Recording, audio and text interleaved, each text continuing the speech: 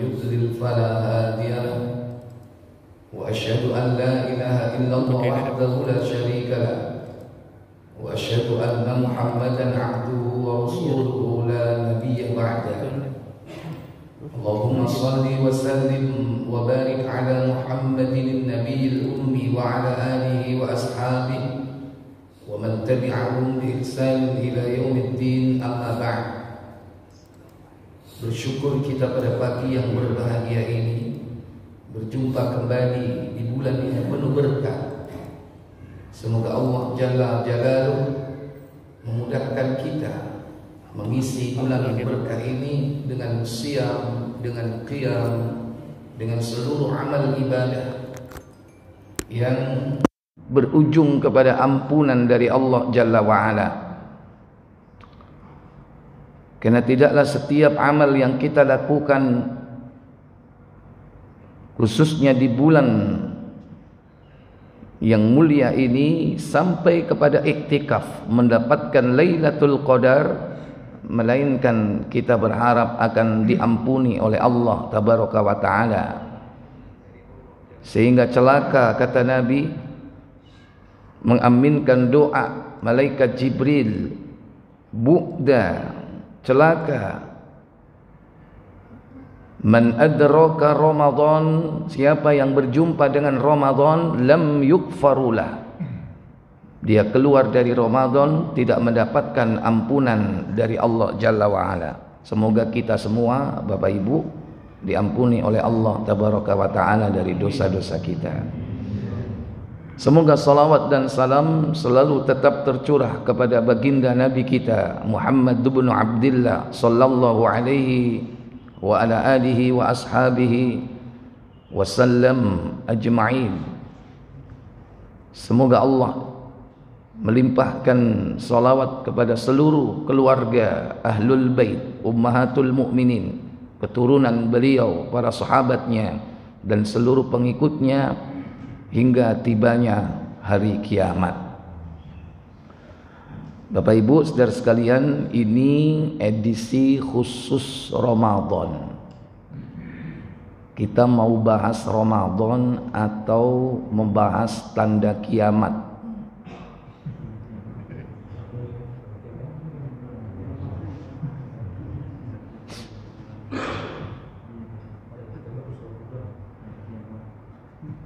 Tanda kiamat Ramadan. Gimana maksudnya tanda kiamat Ramadan?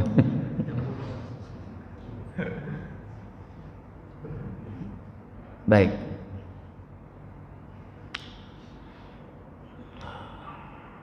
Insya Allah nanti tanda kiamat kita lanjutkan ba'da Ramadan aja ya. Karena masuk tanda kiamat besar, 10 tanda kiamat besar itu mulai ad-dukhan, asap atau kabut ya.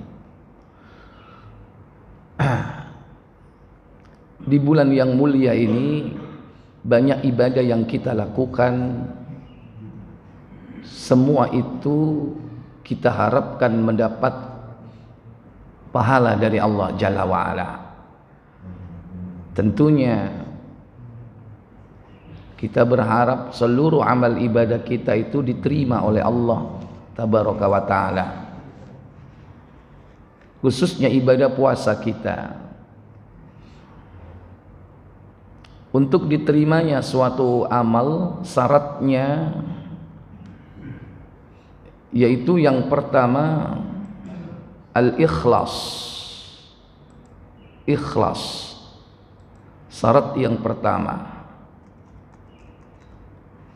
Syarat diterimanya amal yang pertama apa tadi? Ikhlas. Yang kedua mutaba'ah.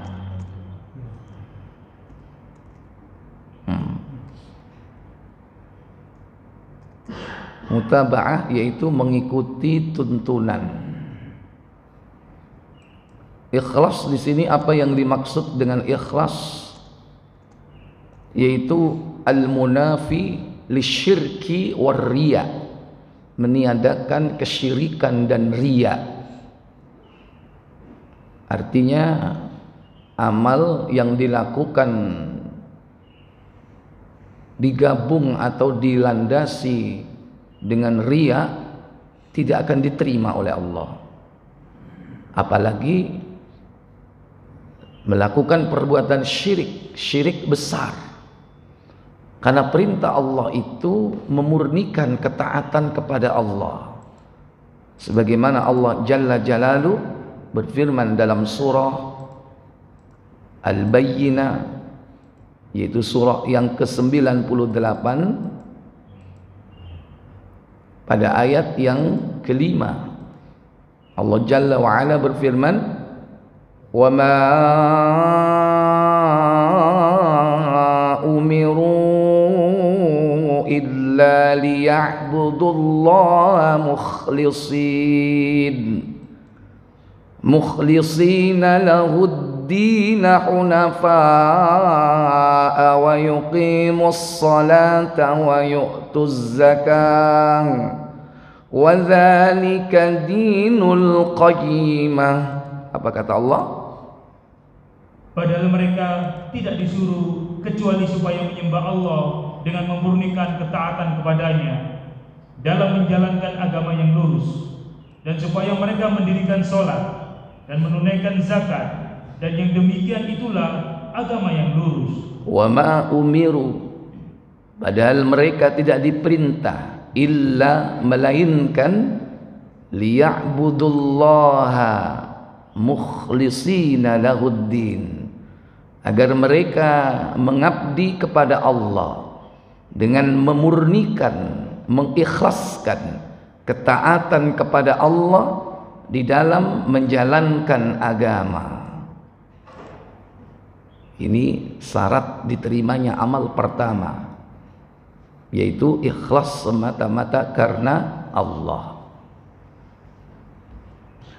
Demikian pula amal ibadah yang dilakukan dengan riya, maka amal ibadahnya tidak akan diterima oleh Allah Tabaraka wa Ta'ala, baik solatnya maupun ibadah-ibadah yang lainnya. Seperti halnya dalam surah An-Nisa, surah yang keempat, itu surah An-Nisa pada ayat 142 tentang amal ibadah orang-orang munafik.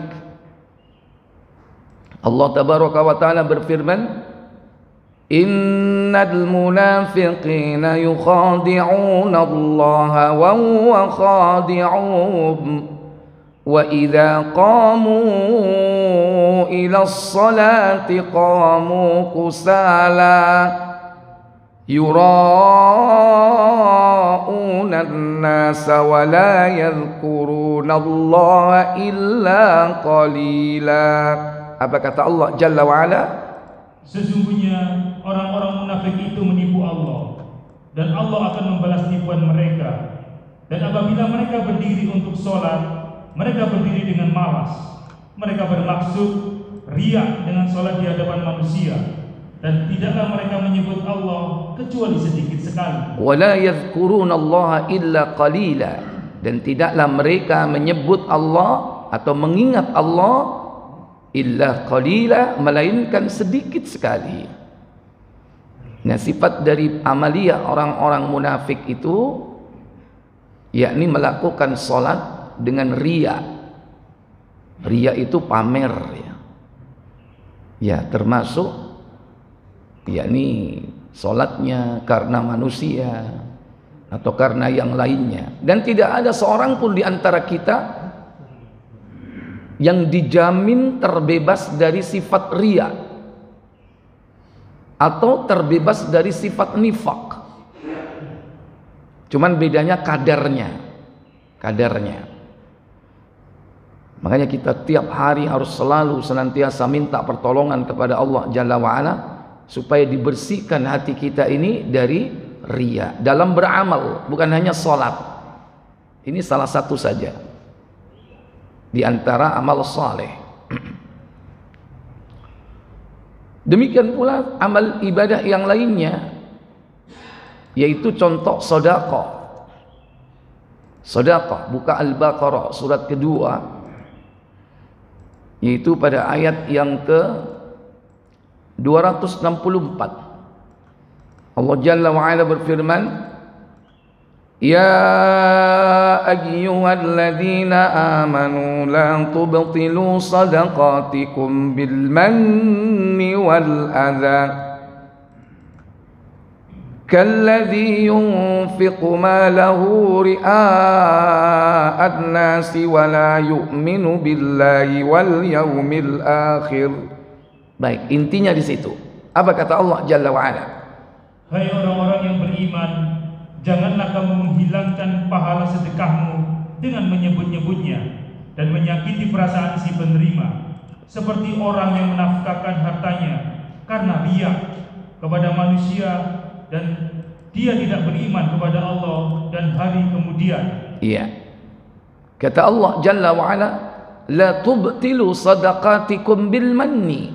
Janganlah kalian batalkan sedekah-sedekah kalian bil manni, dengan menyebut-nyebutnya. Nek cari wong Sidoarjo apa? Ngundat. Iku masjid nek ana aku gak kira ngadeg iku. Iku mulai pertama sampai terakhir aku sing apa, Pak? Kalau dia cerita seperti itu kepada orang lain, habis pahalanya. Itu namanya bil manni. Orang yang suka seperti ini disebut al-mannan. Mannan, pengundat-undat. Masono. Ya, ini peringatan buat kita semua. Jadi sedekah kita ini sembunyikan, hanya kita dan Allah saja yang tahu. Wal adza, atau menyakiti hati orang yang menerima. Ngei ambek ngomel. Lho, wis yo terakhir.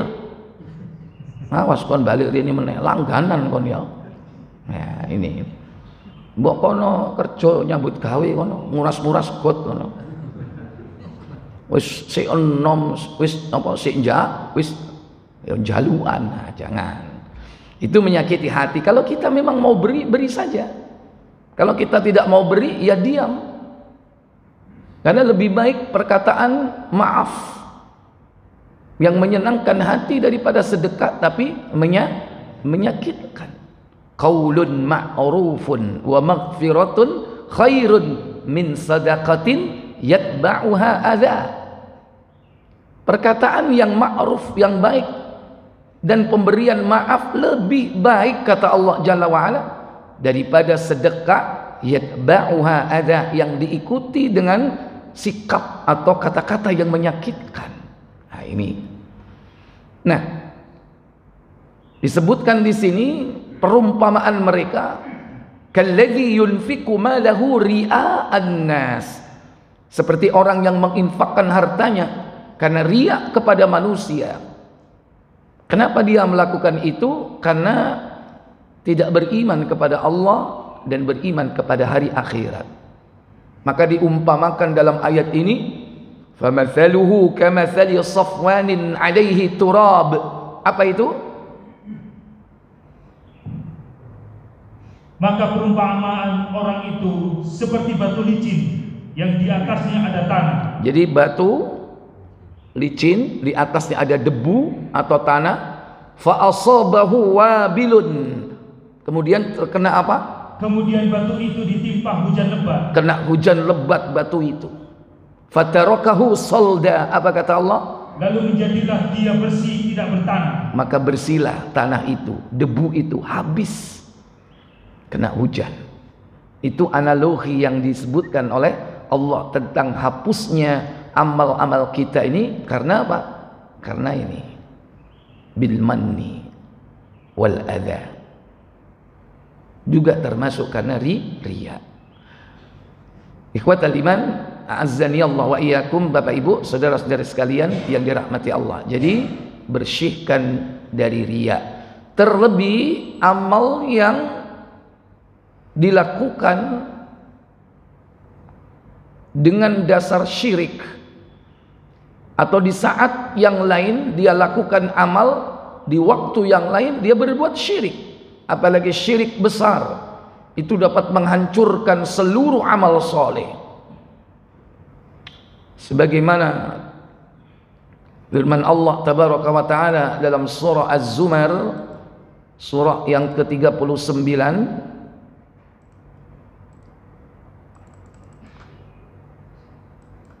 yakni pada ayat yang ke-65, Allah tabaraka wa ta'ala berfirman, وَلَقَدْ أُوحِيَ إِلَيْكَ وَإِلَى الَّذِينَ مِنْ قَبْلِكَ لَئِنْ أَشْرَكْتَ لَيَحْبَطَنَّ عَمَلُكَ وَلَتَكُونَنَّ مِنَ الْخَاسِرِينَ. Apa kata Allah? Dan sesungguhnya telah diwahyukan kepadamu dan kepada nabi-nabi yang sebelummu. Apa isinya? Jika kamu mempersekutukan Allah, niscaya akan hapuslah amalmu, dan tentulah kamu termasuk orang-orang yang merugi. Iya. Dan sungguh telah diwahyukan kepadamu Muhammad, dan juga telah diwahyukan kepada nabi-nabi sebelummu. Apa isi wahyunya itu? Lain asyrakta, jika kau berbuat syirik, la yahbatanna amaluk, maka akan kuhapus seluruh amalmu, habis. Wala takunanna minal khasirin, dan kamu termasuk orang yang rugi. Yang dimaksud syirik di sini adalah syirkul akbar, syirik besar. Karena para ulama membagi syirik itu menjadi dua, syirkul akbar dan syirkul asghar. Kalau syirik kecil, syirkul asghar, tidak menghapus seluruh amal, mungkin hanya sebagian amal yang dihapus pahalanya. Karena salah satu di antara syirik kecil yaitu riya itu sendiri. Adapun syirik besar ini yang berbahaya, dan syirik besar ini ada 4 jenis, yaitu syirkud dakwah, syirik di dalam berdoa, syirkud niat, syirik di dalam niat, syirkul ta'ah, syirik di dalam ketaatan, dan syirkul mahabbah, syirik di dalam kecintaan.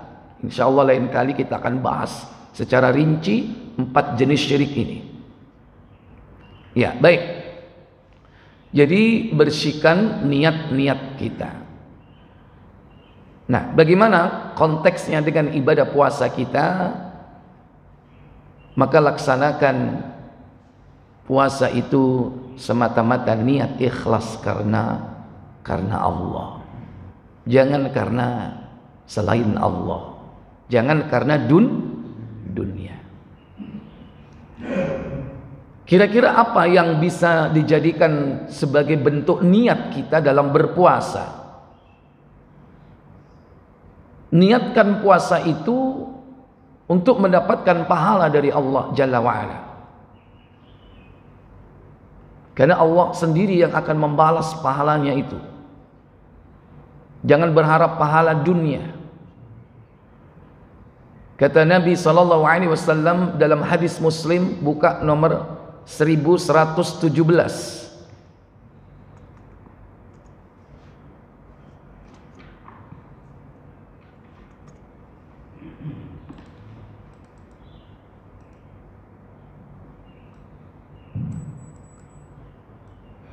Silakan. Dari Abu Hurairah radhiyallahu an, ia berkata. Apa katanya? Rasulullah SAW bersabda. Apa sabda beliau sallallahu alaihi wasallam? Allah azza wa jalla berfirman. Apa firman-Nya? Setiap amal anak Adam teruntuk baginya kecuali puasa. Kullu amali bani Adam lah. Setiap amal anak cucu Adam akan kembali kepadanya. Illa siyam, kecuali apa? Kecuali puasa. Kenapa? Puasa itu adalah untukku dan aku akan memberinya pahala. Iya, fa innahu li, karena puasa itu untukku, wa ana ajzibi, dan aku sendiri yang akan membalasnya, memberikan pahala. Kalau amal ibadah yang lain dilipatkan 10 kali lipat, Bahkan ada yang dilipatkan 700 kali lipat. Itulah sedekah. Maka puasa pahalanya disembunyikan oleh Allah. Berapa kali lipat? Nggak ada yang tahu. Makanya Allah katakan, wa ana ajzibi, aku sendiri yang akan membalasnya. Nah, silakan untuk mendapatkan pahala dari Allah. Dan pahala ini kita jumpai di dunia atau di akhirat, Pak? Hah? Pahala itu kita dapatkan di akhirat. Karena dalam hadis Muslim disebutkan nanti orang datang di hari kiamat dengan membawa pahala mereka. Baca Muslim 2211.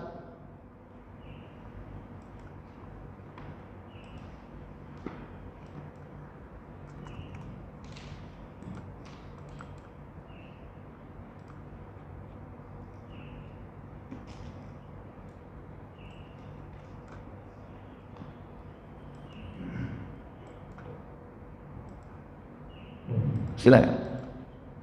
Dari Abu Hurairah radhiyallahu an, ia berkata, Apa katanya? Rasulullah SAW bersabda, Apa sabda beliau sallallahu alaihi wasallam? tahukah kamu apa arti muflis? Atadruna mal muflis? Tahukah kalian apa arti bangkrut? Apa jawab Nabi? Jawab para sahabat? Jawab para sahabat, muflis menurut kami ialah orang yang tidak punya uang dan tidak punya harta. Al-muflis fina man la dirhaman wala mata'. Muflis di antara kami atau di kalangan kita adalah la dirhaman, orang yang tidak punya duit, wala mata', tidak punya perhiasan. Kemudian sabda Rasulullah SAW, muflis dari umatku akan datang kelak di hari kiamat membawa sholat, puasa dan zakat, dan juga membawa apa?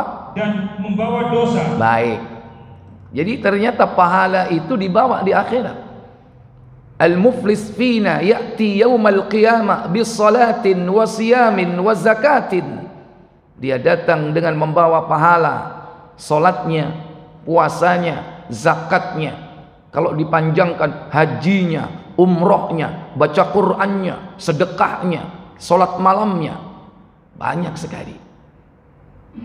Jadi dalam beribadah berharaplah pahala di sisi Allah. Kapan kita jumpai?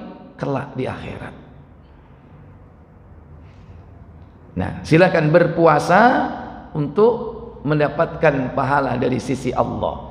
Apalagi di antara niat-niat puasa selain pahala di akhirat, yaitu pahala yang Allah sembunyikan. Lanjut. Kembali ke Muslim 1117.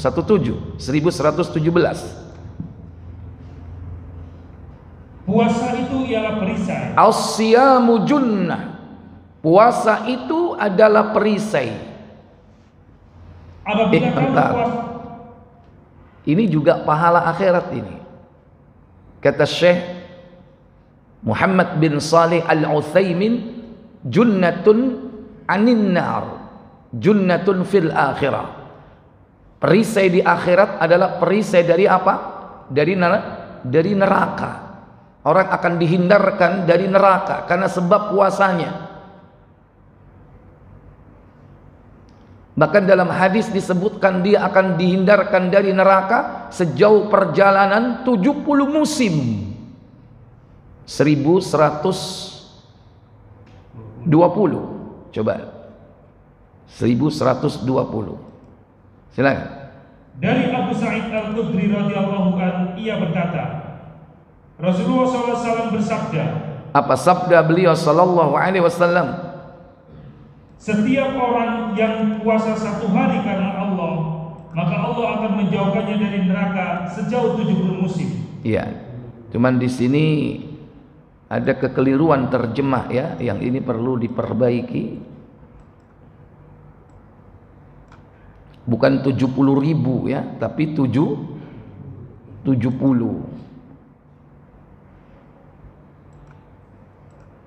Nah, ini.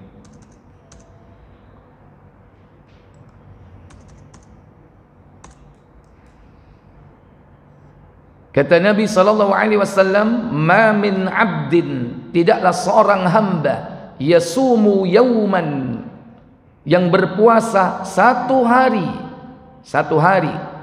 lillah, karena Allah. Sebetulnya bukan hanya lillah ya. Di situ disebutkan wa fi sabilillah. Fi sabilillah, di jalan Allah. Lillah wa fi sabilillah, yaitu karena Allah dan juga di jalan Allah. Illa ba'adallahu lahu biha minan nari sab'ina kharifan, melainkan orang itu akan dijauhkan oleh Allah dari neraka sejauh perjalanan 70 musim. Di negeri kita ini berapa musim? 2 musim. Kalau 70 musim berapa tahun berarti? 35 tahun. Kalau ada orang berjalan selama perjalanan 35 tahun, diukur jaraknya, sejauh itulah dia dijauhkan dari neraka. Itu baru sehari berpuasa di jalan Allah. Berpuasa di jalan Allah. Poso-poso budal umroh. Berpuasa di jalan Allah apa jalan setan? Jalan Allah. Poso-poso ngenteni buka rekreasi nang pinggir pantai, lanang wedok campur, jalan Allah apa jalan setan? Halo, kok menengahi sampean?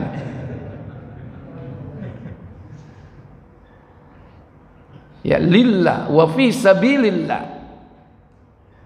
Jadi itu makna daripada junnah, puasa sebagai perisai. Kembali ke 117. Apabila kamu puasa, janganlah kamu rusak puasamu itu dengan senggama. Ya, ini yang dapat merusak puasa. Maksudnya batal puasanya. Ada yang tidak membatalkan puasanya, tapi membatalkan pahalanya. Lanjut. Dan jangan menghina orang. Ini membatalkan apa? Pahala. Posone gak batal, tapi pahalanya merotoli. Bisa jadi sampai entek gara-gara suka ngilok-ngilokno wong, suka mbuli wong, menyakiti hati orang lain. Habis bisa jadi. Atau mulutnya tidak terkontrol, tidak terjaga. Dia ghibah, melakukan perbuatan dosa, mencaci maki, menghina, mengumpat alias meso itu juga mengurangi pahala. Titik-titik so, mangkel titik so, kaget so, kaget itu ya. Ya. Kemudian kalau kita yang diganggu atau digoda, bagaimana kata Nabi? Apabila kamu yang dihina atau dipukul orang, maka katakanlah aku puasa. Iya, jika kau diganggu, dipukul, pokoknya digarai, katakan ana shaim, aku puasa. Titik, ojo dilanjutno, aku poso rek, enteno nongko bengi. Ya, jangan ya, berarti keliru. Nabi menganjurkan kita cukup mengatakan apa? Ana shaimun, aku sedang puasa. Itu saja, selesai. Kemudian tinggalkan. Kemudian, nah ini juga pahala yang boleh diharapkan. Silakan. Demi Allah yang jiwa Muhammad berada di tangannya, sesungguhnya bau mulut orang puasa lebih harum di sisi Allah pada hari kiamat kelak daripada bau kasturi. Iya, silakan berpuasa dengan niat untuk mendapatkan ini. Silakan. Faluhumu famis shaib atyabu indallah yaumal qiyamah mirrihil misk. Bau mulut orang yang berpuasa itu lebih harum di sisi Allah pada hari kiamat daripada bau minyak misik atau kasturi. Silakan. Kono poso, aku kepingin akhirat ambuku abape wangi. Jangan gagal paham, dipikir bau wangi itu di mana dunia. Aku ngaji wingi jari ustad ambune wong poso iku luwih apik timbangane kasturi. Iya tak? Iya, rini cobaan. Ya aja dicacau. Badek kabeh ampun. Ya. Kemudian apalagi untuk mendapatkan pahala di akhirat? Dan bagi orang puasa ada dua kegembiraan. Apabila dia berbuka, dia gembira dengan bukanya, dan apabila dia menemui Rabbnya yaitu meninggal, dia gembira dengan puasanya. Iya. Farhatani lis-shaim. Ada dua kegembiraan bagi orang-orang yang berpuasa. Farhatun inda al-iftar, yaitu kegembiraan ketika mereka berbuka puasa. Dan yang kedua, farhatun inda liqa'i rabbih, yaitu kegembiraan tatkala dia menemui Allah, bertemu Allah, melihat wajah Allah. Itulah kenikmatan tertinggi, kenikmatan tiada tara, dan itu tidak diberikan melainkan salah satu syaratnya adalah ahli puasa. Ya, silakan dengan niat-niat seperti ini. Atau berharap berpuasa pengen mendapatkan surga, silakan. Karena semua itu di akhirat. Bahkan orang yang berpuasa dijanjikan dia masuk surga melewati pintu khusus. 1119, coba dibuka. Ya.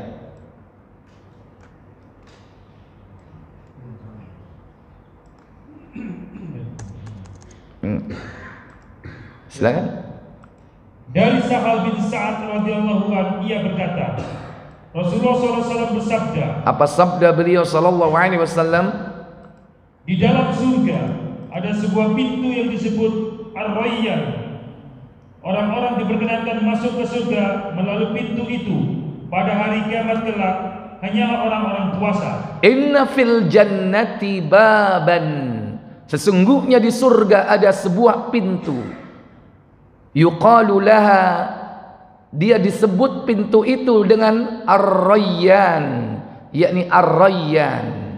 La yadkhuluha illa shaimun. Tidak akan memasuki pintu itu kecuali orang-orang yang berpuasa. Kemudian sedangkan yang lain-lainnya tidak diperkenankannya. Mereka akan dipanggil, hai orang puasa, maka masuklah mereka. Jadi pintu itu bisa memanggil orang-orang ahli puasa. Aina shaimun, aina shaimun. Mana orang-orang yang berpuasa? Udkhul, masuklah. Setelah mereka masuk, lanjut. Setelah orang yang terakhir masuk, pintu itu segera ditutup dan dikunci sehingga yang lain-lain tidak dapat lagi melaluinya. Ya, ini karena memang pintu VIP yang tidak dimasuki kecuali oleh orang yang berpuasa saja. Kalau orang-orang yang berpuasa sudah masuk, maka dikunci, sudah tidak akan pernah dibuka lagi pintu itu untuk selama-lamanya. Karena 8 pintu surga itu semuanya pintu khusus, pintu VIP. Ada pintu solat, dulu ahli solat. Ada pintu sodaqah, dulu ahli sodaqah. Ada pintu puasa, Ar-Rayyan namanya, dulu ahli puasa. Ada pintu jihad. Ada pintu birrul walidain, berbakti kepada orang tua. Itu adalah pintu-pintu surga. Baik. Nah, silakan Bapak Ibu, saudara sekalian, melaksanakan ibadah puasa dengan niat-niat mendapatkan pahala akhirat. Jangan mengharap pahala dunia. Poso kepingin langsing, saiki biyen langsung kepingin langsing. Ya, itu dunia apa akhirat itu? Dunia. Ana sing poso kepingin sakti mondro kuno iso ilang.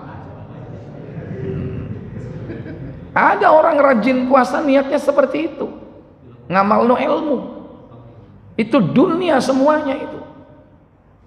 Jangan berharap pahala akhirat kalau niatnya seperti itu. Baik. Kemudian yang kedua, al-mutaba'ah. mengikuti tuntunan yang diajarkan oleh Nabi SAW. Terutama kita harus memahami apa definisi puasa itu. Para ulama mendefinisikan puasa dengan al-imsak.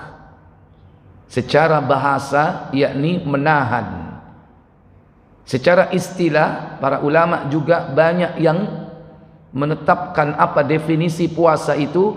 As-siyamu, puasa adalah al-imsaku biniyatit ta'abbudi, menahan dengan niat ibadah. Berarti ibadah karena Allah, berharap pahala dari Allah, bukan berharap dunia. An-niyatu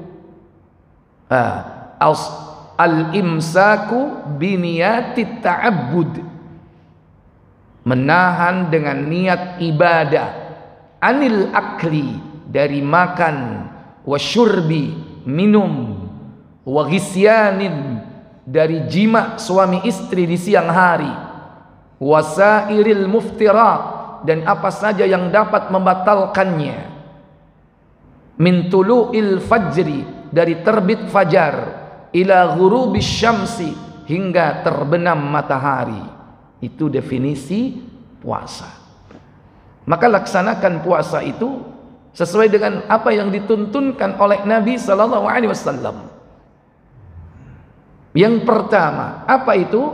Hadirkan niat puasa sebelum datang subuh. Terutama puasa apa? Ramadan. Siapa yang tidak berniat di subuh atau sebelum subuh, maka tidak sah puasanya. Buka Tirmidzi 730 kalau tidak salah. Dicek, coba dicek.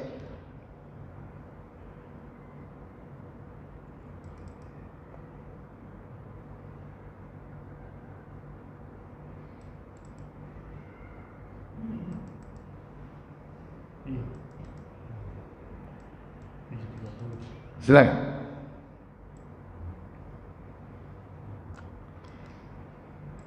Dari Salim bin Abdullah, dari ayahnya, dari Hafsah, dari Nabi SAW, beliau bersabda. Apa sabda beliau SAW? Barang siapa tidak niat berpuasa sebelum fajar, maka tidak ada puasa baginya. Iya. Tidak sah. Nabi SAW mengatakan, "Man lam yujmi'is siyama qabla al-fajri fala siyama lah." Dalam hadis yang lain disebut, yakni riwayat Abu Dawud, "Man lam yubayyitis siyama", siapa yang tidak menghadirkan niat puasa qabla al-fajri, sebelum fajar, fala siyama lah, maka puasanya tidak sah. Makanya hadirkan niat puasa itu mulai dari maghrib, waktu berbuka, sampai sebelum azan subuh. Diniatkan, diingatkan keluarganya, cok lali niat kai meneh. Dan di mana letak niat? Kata Imam An-Nawawi, an-niyatu qasdus syai' muqtarinan bi fi'lihi. Niat itu adalah tujuan atau menyengaja sesuatu dengan ditandai amal yang sesuai dengan tujuan amal itu. Wa makanuhu, dan letak niat itu fil qalbi, dalam hati. Letaknya niat di mana Bapak Ibu? Hati. Seluruh amal ibadah. Adapun dari ulama mazhab Syafi'iyah, mereka menganjurkan niatnya itu dilafalkan. Tapi hakikat niat itu di dalam hati. Makanya jadi tradisi, karena negeri kita ini mayoritas pengikut mazhab Syafi'i. Mari traweh bareng-bareng ya. Ono sing diwaca bareng biasa, ono sing dilagokno. Nawaitu sauma ghatin an adai fardhi syahri ramadhana hadis sanati fardhol lillahi ta'ala. Kalau dia ucapkan itu, lisannya mengucapkan kalimat itu, hatinya tidak menghadirkan niat apa enggak? Enggak. Karena kadang orang tradisi saja, bareng-bareng moco, tapi tidak hadir dalam hatinya niat. Hakikatnya belum niat dia itu. Makanya yang lebih penting itu adalah hadirnya niat itu dalam hati. Dan tidak harus diucapkan dengan lisan. Tidak harus. Apalagi dengan redaksi seperti itu. Karena nggak semuanya orang bisa membuat kalimat redaksi niat dengan susunan seperti itu. Sungguh ibadah itu mudah karena niat itu letaknya hanya di mana? Di hati. Nek jare wong Jawa apa? Kerenteke hati. Udah cukup. Bahkan sebagian ulama menyebutkan tanda dari niat itu apabila orang itu makan apa? Makan sahur itu sudah menandakan bahwa dia niat. Mangan opo nek gak mangan sahur, nek mangane sak durunge subuh. Wong padahal sarapane biasa jam piro? Jam 7. Sak durunge subuh wis mangan. Dengan catatan apa? Ketika dia makan dalam kondisi sadar sahur. Ya iku sahur. Maksudnya mangane iku sadar, duduk tangi turu sik merem mangan ya, merem mari ngono turu maneh. Ditakoki isuk, "Cak, kon mabengi sahur?" "Embo yo. Aku sahur apa enggak yo, tapi wetengku kok wareg." Nah, itu berarti gak sadar itu. Kalau makannya nggak sadar ya berarti nggak sahur. Kalau dia sadar makan itu berarti untung apa kalau nggak makan sahur? Makan sebelum subuh. Berarti besok mau puasa. Itu maksudnya qasdus syai', menyengaja sesuatu. Karena tidak mungkin dia melakukan sesuatu dengan sengaja tanpa niat, pasti niat. Ya. Ikhwatal iman, a'izzakumullah. Nah, ini khususnya untuk puasa Ramadan. Hadirkan niat itu sebelum subuh. Beda puasa sunnah. Kalau puasa sunnah boleh niat spontanitas di pagi hari. Sholat subuh, mulai nang omah. Takok bojone, "Ma, ono panganan?" "Ka ono, kangge blonjo njaluk mangan." Misalnya, ya wis nek ka ono panganan aku tak poso. Boleh nggak seperti itu, Bapak? Boleh. Kalau puasa sunnah spontan. Ya. Mari ngono budal metu. Mulai nang omah jam 10, jari bojone, "Pak, ono tonggo ngeki panganan." "Loh, apa?" "Gule Maryam, sate kambing." Kira-kira ya apa? Iki wis kadung niat iki, kadung niat ya. Santap. Terus poso apa terus mangan? Halo. Sing kenal lo ya, cocok keliru sampean jawab kan kok. Kedaten temenan iku. Lanjut puasa apa berhenti? Makan. Lanjut apa? Lanjut poso apa lanjut mangan?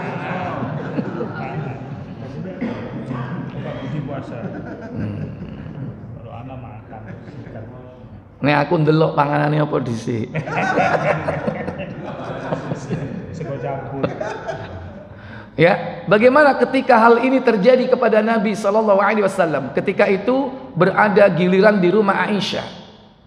Beliau datang ke rumah Aisyah dan bertanya kepada Aisyah. Buka Muslim nomor 1021. 1121 ya.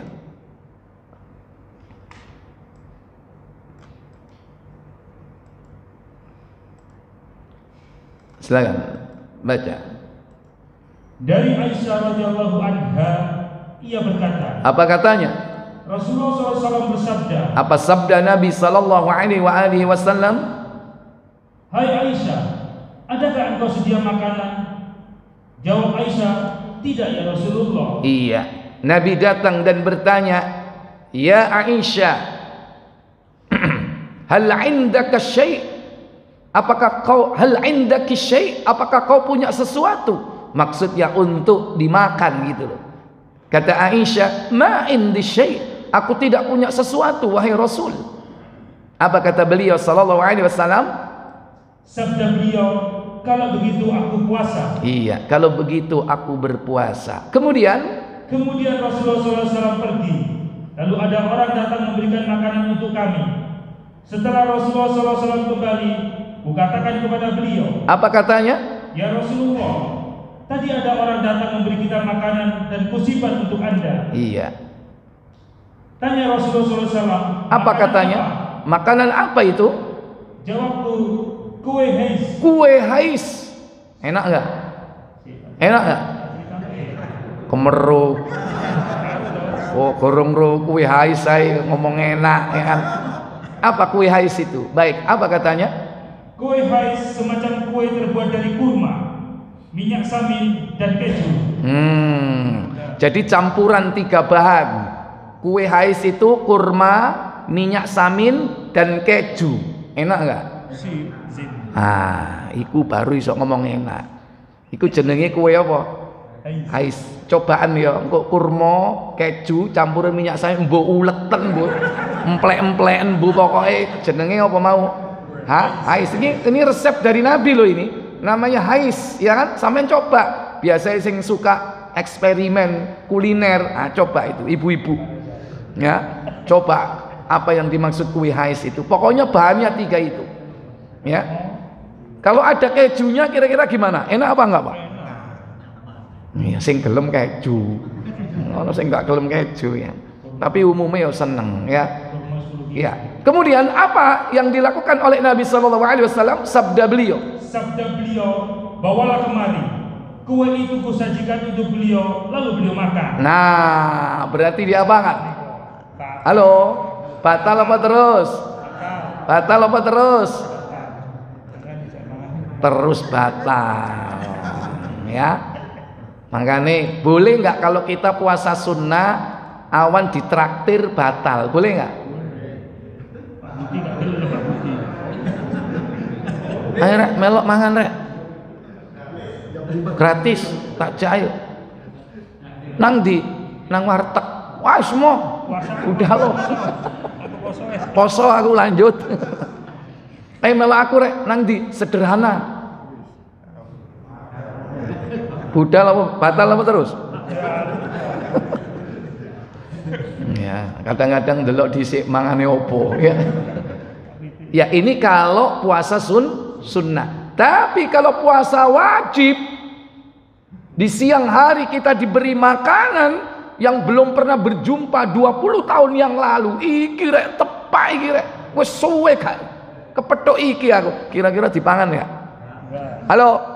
Macam-macam jawab lo ya, kok batal temen kok sampean puasa. Jangan sekali-kali kalau itu Ramadan kita membatalkannya, ya kan? Ya apa caranya? Disimpan. Kayak apa? Kayak buko, ya, silakan. Ya. Jadi ini kalau puasa sunnah, boleh niat di pagi hari spontanitas. Kemudian selanjutnya, jangan tinggalkan makan sahur, karena ini merupakan pembeda antara puasa kita dengan puasa ahlul kitab. Ahlul kitab dulu itu mereka Pak nggak ada makan sahur Pak, nggak ada makan sahur mereka. Bahkan di awal-awal Islam itu mereka diperintah puasa, mereka nggak ada makan sahur. Maka jangan tinggalkan makan sahur. Kata Nabi SAW, buka Muslim 1060 kalau nggak salah.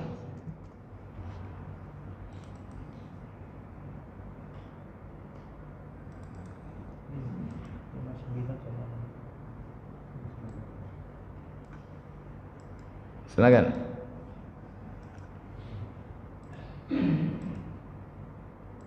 Dari Amr bin As radhiyallahu anhu ia berkata, Rasulullah SAW bersabda. Apa sabda beliau sallallahu alaihi wasallam? Perbedaan puasa kita dengan puasa ahlul kitab ialah makan sahur. Al-faslu baina siyamina wa siyami ahlil kitab akalat as-sahur. Pembeda antara puasa kita dan puasa ahlul kitab. Ahlul kitab yakni dari orang-orang terdahulu yang telah mendapatkan kitab Allah Jalla wa'ala. Apa perbedaannya? Itu makan sahur. Dan puasa tanpa makan sahur ini pun dulu pernah dilakukan oleh kaum muslimin di awal-awal Islam. Sebelum diturunkan surat Al-Baqarah 187. Begitu diturunkan surat Al-Baqarah 187, mereka senang sekali, bergembira sekali. Ya, apa isi dari surah Al-Baqarah 187? Buka tafsirnya ya. Al-Baqarah 187. Kata Allah Jalla wa Ala berfirman, "Ukhilla lakum lailatas siyamir rafathu ila nisaikum hunna libasul lakum wa antum libasul lahun alimallahu annakum kuntum takhtanuna anfusakum fataba alaikum wa'afa ankum fal'ana bashirunna wabtaghu ma kataballahu lakum." Baik, apa kata Allah Jalla wa'ala? Dihalalkan bagi kalian pada malam hari puasa bercampur dengan istri-istri kalian.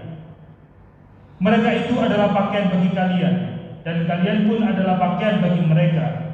Allah mengetahui bahwasanya kalian tidak dapat menahan nafsu kalian. Karena itu Allah mengampuni kalian dan memberi maaf kepada kalian. Maka sekarang campurilah mereka dan ikutilah apa yang telah ditetapkan Allah untuk kalian. Iya. Fal'ana bashiruhunna wabtaghu ma kataballahu lakum. Baik. Bagaimana asbab nuzul ayat ini? Ada seorang sahabat yang bernama Qais bin Sirma. Qais bin Sirma ini dia bekerja di ladangnya sebagai seorang petani. Tentu bagaimana kita tahu kegiatan seorang petani itu sangat melelahkan. Nah, ketika di awal Islam, sebelum ayat ini diturunkan, seorang yang berpuasa itu hanya boleh berbuka. Setelah itu berpuasa lagi. Berbuka di waktu maghrib, di waktu isya lanjut puasa. Itu puasa di awal-awal Islam seperti itu. Enggak ada makan sahur, Pak, cuman ada buka. Baik, silakan. Hal ini merupakan suatu keringanan dari Allah buat kaum muslim, dan Allah menghapuskan apa yang berlaku di masa permulaan Islam. Karena sesungguhnya pada permulaan Islam, apabila salah seorang di antara mereka berbuka, ia hanya dihalalkan makan dan minum serta bersetubuh sampai sholat isya saja. Sampai sholat isya, maghrib sampai isya. Titik enggak? Titik enggak? Iya. Lah nek kape kumpul bojo mangane durung, ngombene kurung, kesusu. Isok-isok gak ono panganan, gak ono ngombe langsung ngopo. Yaitu yang terjadi di awal Islam. Terus, tetapi jika ia tidur sebelum itu atau telah sholat isya, maka diharamkan baginya makan. Jadi kalau ketika berbuka dia tertidur sampai waktu isya, kemudian dia bangun, nggak boleh makan dia. Berarti harus lanjut puasa lagi sampai besok harinya, sampai maghrib kembali. Kemudian makan, minum dan bersetubuh sampai malam berikutnya. Maka dengan peraturan ini mereka mengalami masyaqqah yang besar. Iya, masyaqqah yang besar, keadaan yang berat bagi mereka. Kemudian Allah berfirman dalam Al-Baqarah 187, mereka adalah pakaian bagi kalian dan kalian pun adalah pakaian bagi mereka. Menurut Ibnu Abbas, Mujahid, Sa'id Ibnu Jubair, Al-Hasan, Qatadah, As-Sa'di dan Muqatil Ibnu Hayyan, makna yang dimaksud ialah mereka adalah ketenangan bagi kalian dan kalian pun adalah ketenangan bagi mereka. Menurut Ar-Rabi' Ibnu Anas, maksud ayat ialah mereka adalah selimut bagi kalian dan kalian pun adalah selimut bagi mereka. Pada kesimpulannya, suami istri masing-masing dari keduanya bercampur dengan yang lain dan saling pegang serta tidur meniduri, maka amatlah sesuai bila diringankan bagi mereka boleh bersetubuh dalam malam Ramadan agar tidak memberatkan mereka dan menjadikan mereka berdosa. Seorang penyair mengatakan, bila mana teman tidur melipatkan lehernya, berarti dia mengajak, maka jadilah dia seperti pakaiannya. Latar belakang turunnya ayat ini telah disebutkan di dalam hadis Muaz yang panjang yang telah disebutkan sebelumnya. Abu Ishaq meriwayatkan dari Al-Bara ibnu Azib, tersebutlah sahabat Nabi SAW, bila seseorang dari mereka berpuasa lalu ia tidur sebelum berbuka, maka ia tidak boleh makan sampai keesokan malamnya di waktu yang sama. Sesungguhnya Qais ibnu Sirman dari kalangan Ansor sedang melaksanakan puasa. Pada siang harinya ia bekerja di lahannya. Ketika waktu berbuka telah tiba, ia datang kepada istrinya dan mengatakan, apakah kamu mempunyai makanan? Si istri menjawab, tidak, tetapi aku akan pergi dahulu untuk mencarikannya buatmu. Ternyata Qais terlelap hingga ia tertidur. Ketika istrinya datang, si istri melihatnya telah tidur, maka ia berkata, alangkah ruginya engkau. Khabuthalak, rugi engkau. Khabuthalak, kau telah rugi wahai Sirma. Terus Qais, ternyata engkau tertidur. Ketika keesokan harinya, tepat di siang hari, Qais pingsan. Iya, karena dia tidak berbuka, siang harinya pun dia bekerja seperti biasa, nggak kuat Pak, geblak alias semaput, pingsan. Kemudian dikabarkan hal ini kepada Nabi. Lanjut.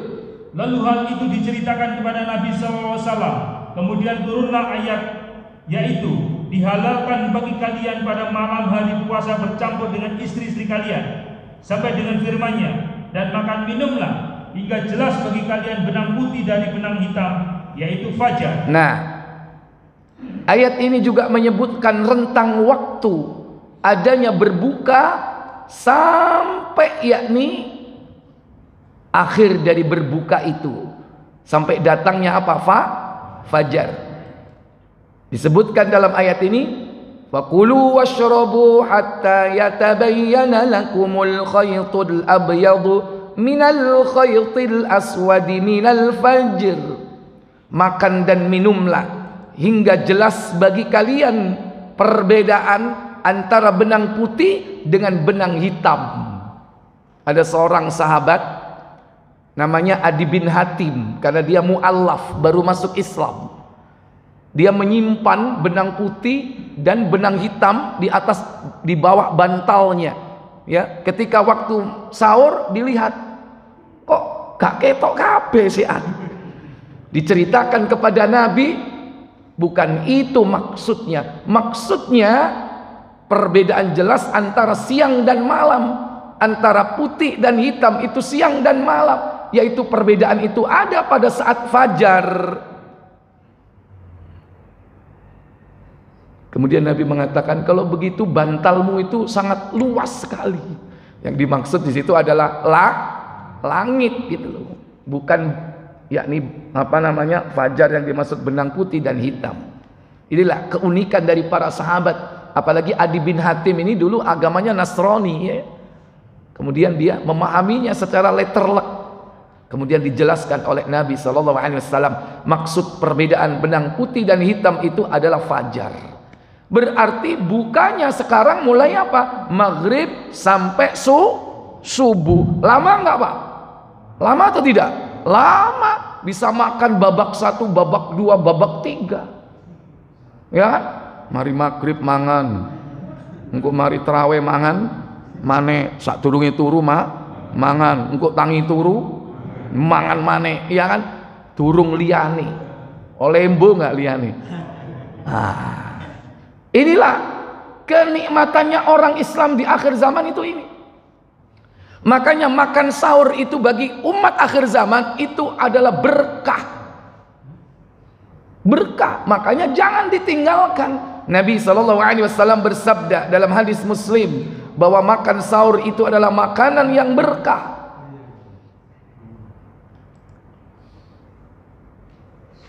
11.59 kalau tidak salah. 10.59 ya. Silakan. Dari Anas radhiyallahu anhu ia berkata, Rasulullah SAW bersabda. Apa sabda beliau sallallahu alaihi wasallam? Makan saudara kamu, karena makan sahur itu mengandung berkah. Iya, tasahharu, makan sahurlah kalian, fa inna fis sahuril barakah. Karena makan sahur itu terdapat apa? Berkah. Baik, ini kurang lengkap ya. Makan sahurlah kalian, karena makan sahur itu mengandung berkah. Berikutnya, makan sahurlah dengan makanan yang terbaik. Apa makanan terbaik untuk makan sahur kita, Bapak? Sampean mangan sahur apa, Pak? Sego, iya wong Jawa kok. Nah, apa, Pak? Kopi. Kopi iku kudu panganan iku. Indomie iku kos-kosan. Indomie kos-kosan. Tapi memang praktis. Makanlah dengan makanan sahur terbaik. Apa makan sahur terbaik? Buka Abu Dawud. Kalau enggak salah 2, 3, 4, 5.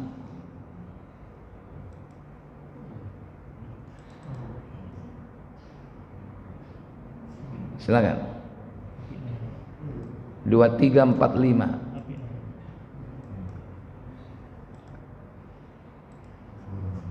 Dari Abu Hurairah radhiyallahu anhu, dari Nabi sallallahu alaihi wasallam, beliau bersabda. Apa sabda beliau sallallahu alaihi wasallam?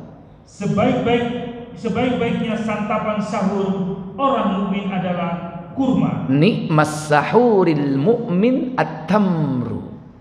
Sebaik-baik santap sahur orang mukmin itu adalah kurma. Ini terbaik. Bukan di Arab, di sini juga, Pak. Sampean ini pendukung Islam Nusantara gitu aneh. Pendukung Islam Nusantara. Islam Nusantara itu kan gitu, titik-titik nang Arab kene dudu Arab rek.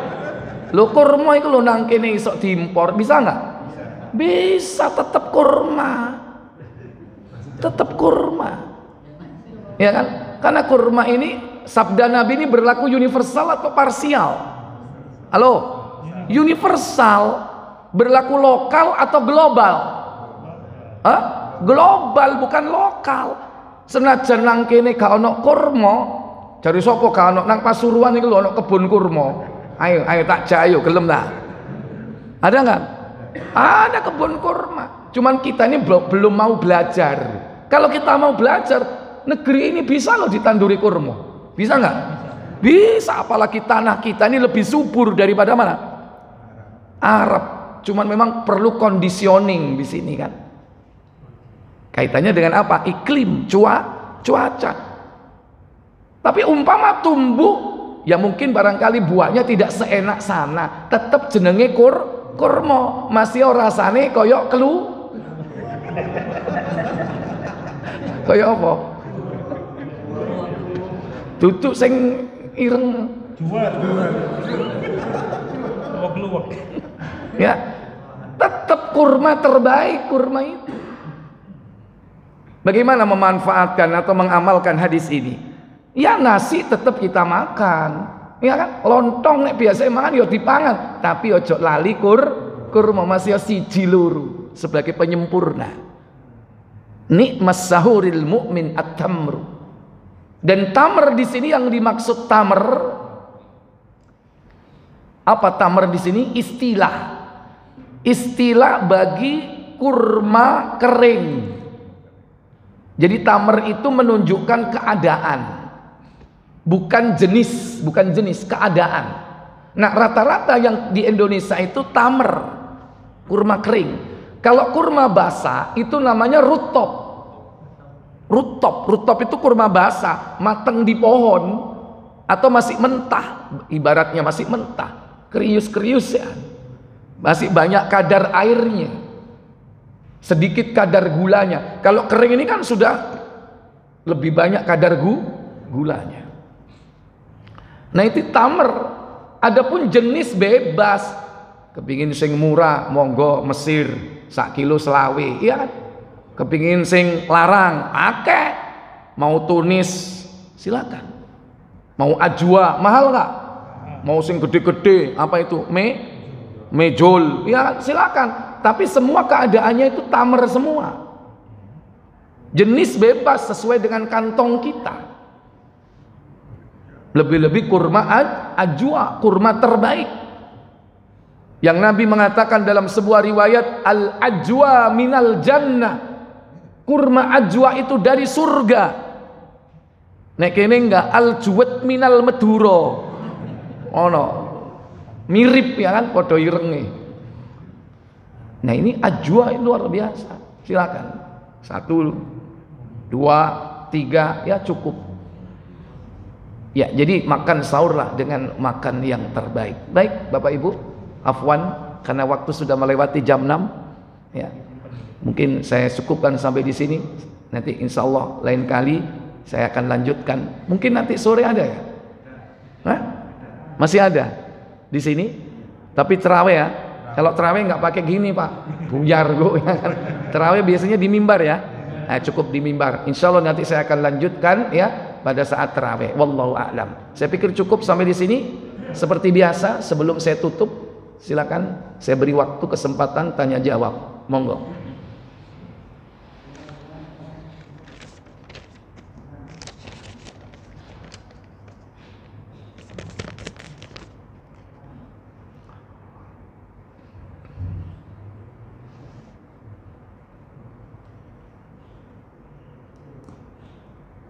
Baik, kalau tidak ada, saya cukupkan, saya tutup dengan kafarat majlis. Subhanakallahumma wa bihamdik, asyhadu an la ilaha illa anta, astaghfiruka wa atubu ilaik. Wassalamu alaikum warahmatullahi wabarakatuh.